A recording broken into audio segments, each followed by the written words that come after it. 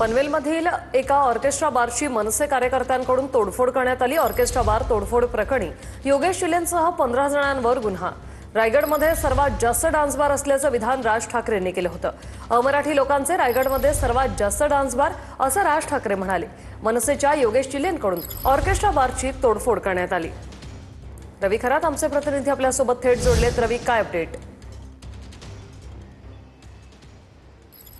रुशाली, नक्कीच काल शेकापचा मेळावा होता। या मेळाव्यामध्ये मनसे अध्यक्ष राज ठाकरे यांनी देखील हजेरी लावली होती। त्यांनी भाषण देखील केलं होतं की रायगड मध्ये सर्वाधिक जास्त हे डान्स बार आहेत, ते अमराठीचे हे डान्स बार आहेत।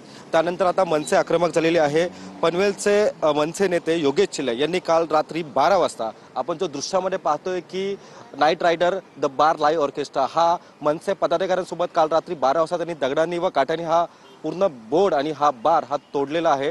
त्यानंतर रात्री देखील आम्ही त्यांचे संपर्क साधण्याचा प्रयत्न केला, मात्र काही संपर्क होऊ शकला नाही। आपण पाहतो की राज ठाकरे यांच्या आदेशानंतर मनसे आक्रमक झालेले आपल्याला पाहायला मिळत आहे। खरं तर पनवेलमधील नाईट रायडर हा लाईव्ह ऑर्केस्ट्रा हा त्या लोकांनी बार फोडलेला आहे व रात्री आम्ही त्यांच्याशी कार्यकर्त्यांशी देखील आम्ही संवाद साधलेला आहे। त्यांचं असं म्हणणं आहे की जे राज साहेब बोलले की रायगडच्या पावनभूमीमध्ये हे अनधिकृत बार कशासाठी, त्यानंतर त्यांनी देखील बोलले की जे योगेश चिलेंनी जे केलेलं आहे ते योग्य आहे, आम्हाला त्यांचा अभिमान आहे। त्यानंतर नाईट रायडर हे बार पूर्ण फोडलेलं आहे। मी सध्या त्या ठिकाणी आहे। आपण पाहू शकतो की ज्या काचा आहेत त्या काचा देखील फोडलेल्या आहेत आणि पनवेल तालुका पोलिसांनी समोर जो सीसीटीव्ही दिसतो या सीसीटीव्हीच्या आधारे योगेश चिलेंसह मनसेच्या 15 पदाधिकाऱ्यांवरती देखील मालमत्तेचं नुकसान प्रकरणी सध्या गुन्हा दाखल झालेला आहे।